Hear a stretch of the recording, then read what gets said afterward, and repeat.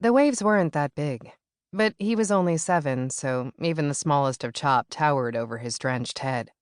Never turn your back on the ocean was advice he would never hear. Instead, he faced the shore, proudly gesticulating. His father was busy, drinking a sweating can of domestic beer and complaining to his group of friends about the lack of waterfront zoning laws. His mother was busy looking at the stretch marks drifting across her once flat, smooth stomach. So neither noticed their son waving and smiling at them in the Atlantic Ocean, just 30 feet ahead.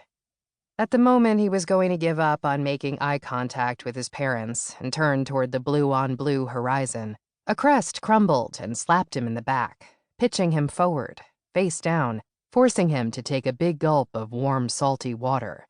He coughed. A new wave jostled him before he could regain his natural rhythm of breath, and then another. So panic started to set in. A panic with flailing arms, jerking legs, and lungs fighting against themselves, taking turns both hyperventilating and coughing. Soon, all his composure was lost.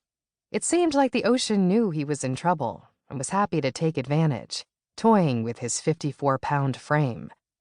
The rest was easy. Too easy, really. I was a breaker away, watching it all, holding my head high above the water, my neck straining a little so I could see him struggle in the undulating foam. My first instinct was to help him. I was a strong swimmer. I could paddle over and prop him up and call out to an adult to get him safely to shore. Then a second instinct kicked in, if there can be such a thing as a second instinct. A calm resolve filled my chest, followed by a burst of gold glitter excitement that traveled to the tip of every limb. I dove under the water, eyes open. The sting felt good, a reminder that I was alive. The ocean was murky, so it was hard to make out details, but I was able to see enough to grab on to one of the boy's slick, thrashing ankles. My hand was too small to get a good hold. He was only 7 years old, yes, but I was only 5. Using both my tiny hands, I had just enough grip to pull him down and hold him down. A calmer boy might have held his breath and kicked free. He was only inches from oxygen, but he wasn't calm. He was sucking in more and more water, until he wasn't. When I felt his leg go slack, I held on for 10 more seconds, just to make sure, counting slowly backward, like I learned in school, like I did when I couldn't fall asleep at night because my brain was swirling with too many high-voltage thoughts to power down for the day. When I reached the count of 1, I let go of his ankle and swam away, flipping my back legs together in unison, like a mermaid tail. I wasn't so different from other 5-year-old girls. I, too, loved mermaids. When my own need for air became unbearable, I finally popped my head up a good distance from him.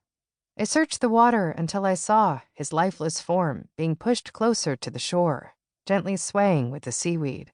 The ocean delivered him onto the sand, not wanting to play with a dead toy.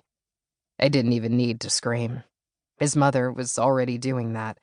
Adults raced to him, rushed and frantic, unwilling to accept that time was no longer a factor. My mother started shrieking for me to come back in, worried that drowning was somehow contagious. As I splashed to shore, I thought about how primitive adults were sometimes, and predictable. All the swimming kids were plucked back to land, held tightly in oversized, once bright, tropical patterned towels, now faded from years of use in the sun. For a brief moment, parents and children alike were not taking anything for granted.